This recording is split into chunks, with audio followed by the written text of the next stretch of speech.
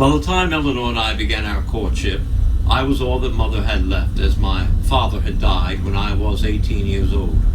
And Mother was so attached to me that she moved near Cambridge, Massachusetts, from our estate, Springwood at Hyde Park, New York, so as to be near me while I attended Harvard. But Mama could not be everywhere, and unbeknownst to her, I had fallen in love. From 1899 until 1902, I went to school in London at Allenswood, where I realized that I could be popular, independent, and interested in so many different things.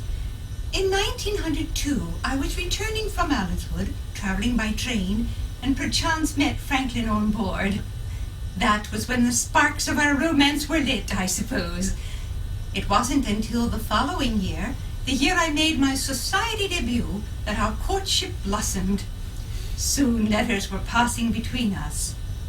Franklin wrote me poetry, one with the idealistic line, "Fear nothing and be faithful until death."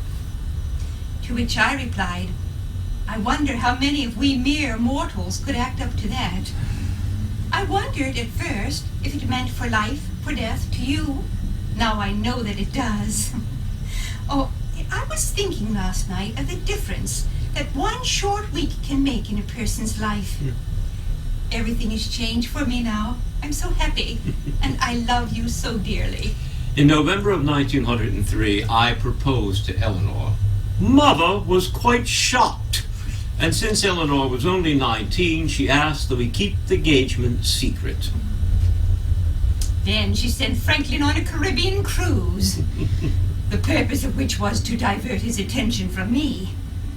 I continued my work at the Rivington Street Center, where I was teaching poor youngsters fancy dancing under a project run by the Junior League. I truly enjoyed my volunteer work in helping those less fortunate. My mother's plan did not succeed. Eleanor and I officially announced our engagement, and on March the 17th, 1905, we were married in New York City at the home of one of Eleanor's cousins. May we give you some advice? Never get married on St. Patrick's Day in New York City. And never have the President of the United States give you away, especially if his name is Theodore Roosevelt.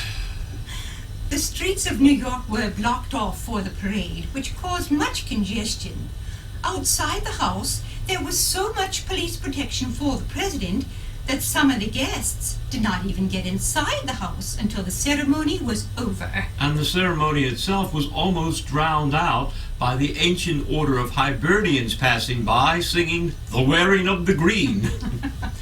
And when the ceremony was over, President Roosevelt turned to me and said, "Well, Franklin, there's nothing like keeping the name in the family."